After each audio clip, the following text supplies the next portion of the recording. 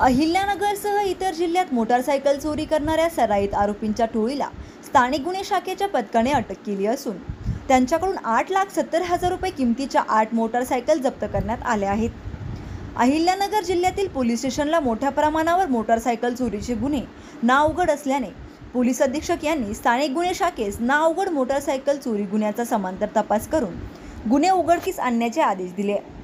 या आदेशानुसार स्थानिक गुन्हे शाखेचे पथक राहाता पोलीस स्टेशन हद्दीत जिल्ह्यातील मोटारसायकल चोरीच्या गुन्ह्याचा समांतर तपास करत असताना पथकास गुप्त बातमीदारामार्फत बातमी मिळाली की रेकॉर्डवरील आरोपी ओमकार उर्फ भैया शैलेश रोहम यांच्याकडे चोरीच्या मोटारसायकल असून तो विक्रीसाठी राहाता ते पिंपळस रोड राहाता येथे येणार आहे। या माहितीच्या आधारे पथकाने सापळा रचून ओमकार उर्फ भैया शैलेश रोहम सोनू सुधाकर पवार यांना ताब्यात घेत अटक केली आहे।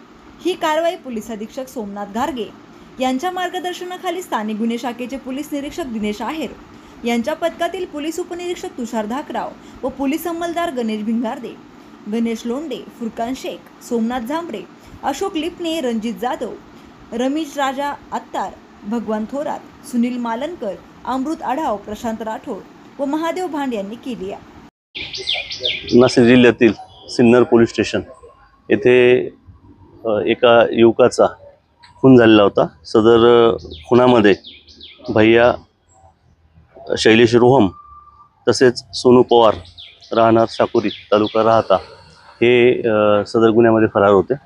स्थानिक गुन्हे शाखेचे PSI धाकराव आणि त्यांच्या पथकाने त्यांना ताब्यात घेतलेला आहे।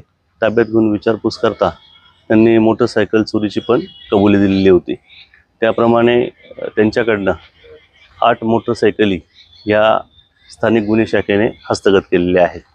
या सिन्नर येथील खुनाबरोबरच या आरोपींनी राहाता परिसरामध्ये एक रॉबरी आणि एक खुनाचा प्रयत्न असे गंभीर गुन्हे पण केलेले आहेत।